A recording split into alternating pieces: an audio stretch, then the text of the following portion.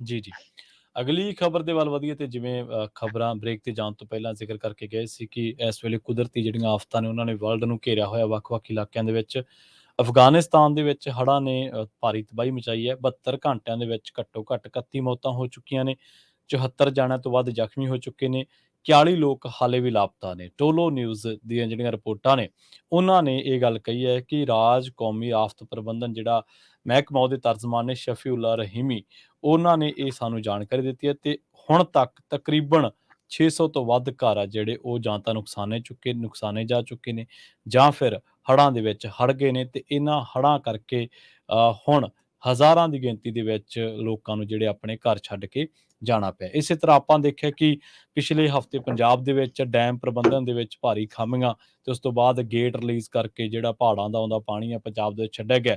ਹਾਲਾਂਕਿ ਤੁਹਾਡਾ ਸਾਰਿਆਂ ਦਾ ਇਹ ਸਵਾਲ ਹੋਊਗਾ ਕਿ ਫਿਰ ਪਾਣੀ ਹੋਰ ਛੱਡਣ ਕਿੱਧਰ ਨੂੰ? ਬਿਲਕੁਲ, ਪਾਣੀ ਪੰਜਾਬ ਵੱਲ ਨੂੰ ਹੀ ਆਊਗਾ ਕਿਉਂਕਿ ਪਾਣੀ ਦੇ ਉੱਤੇ ਪੰਜਾਬ ਦਾ ਹੱਕ ਹੈ, ਪੰਜਾਬ ਰਿਪੇਰੀਅਨ ਰਾਜ ਹੈ, ਪਾਣੀ ਇੱਥੋਂ ਵਗਦਾ ਹੈ ਤੇ ਇਹ ਸਾਡੀ ਧਰਤੀ ਉੱਤੋਂ ਦੀ ਲੰਘਦਾ ਤੇ ਇਸ ਕਰਕੇ ਅਸੀਂ ਇਹਦੇ ਮਾਲਕ ਹਾਂ, ਸਾਡਾ ਇਹ ਤਰਕ ਹੈ।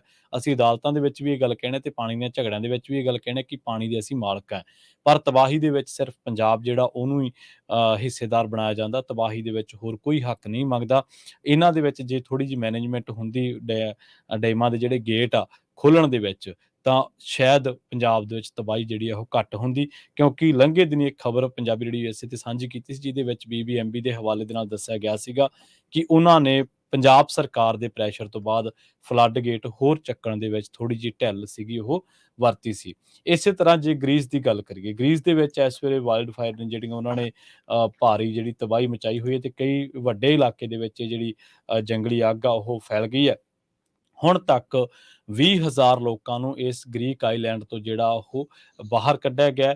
ਦੱਸਦੇ ਆ ਕਿ ਇੱਕ ਟਾਈਮ ਅਜਿਹਾ ਸੀ ਜਦੋਂ ਲੋਕਾਂ ਨੂੰ ਸਵਿਮ ਸੂਟ ਦੇ ਵਿੱਚ ਹੀ ਇੱਥੋਂ ਭੱਜਣਾ ਪਿਆ ਸੀਗਾ। ਜਿਹੜੀ ਟਰੈਵਲ ਏਜੰਸੀਜ਼ ਨੇ ਯੂਰਪ ਦੀਆਂ ਜਾਂ ਹੋਰ ਜਿੰਨੀਆਂ ਵੀ ਉਹਨਾਂ ਨੇ ਆਪਣੀਆਂ ਜਿਹੜੀਆਂ ਇਹਨਾਂ ਇਲਾਕਿਆਂ ਨੂੰ ਫਲਾਈਟਸ ਜਾਂਦੀਆਂ ਸੀਗੀਆਂ ਉਹ ਕੈਂਸਲ ਕਰ ਦਿੱਤੀਆਂ ਨੇ। ਇਹਦੇ ਨਾਲ-ਨਾਲ ਪੁਲਿਸ ਨੇ ਦੱਸਿਆ ਕਿ ਇਸ ਆਈਲੈਂਡ ਉੱਤੇ 16,000 ਤੋਂ ਵੱਧ ਜਿਹੜੇ ਲੋਕ ਨੇ ਉਹਨਾਂ ਨੂੰ ਕੱਢਿਆ ਜਾ ਰਿਹਾ ਤੇ 20,000 ਕੱਢੇ ਜਾ ਚੁੱਕੇ ਨੇ।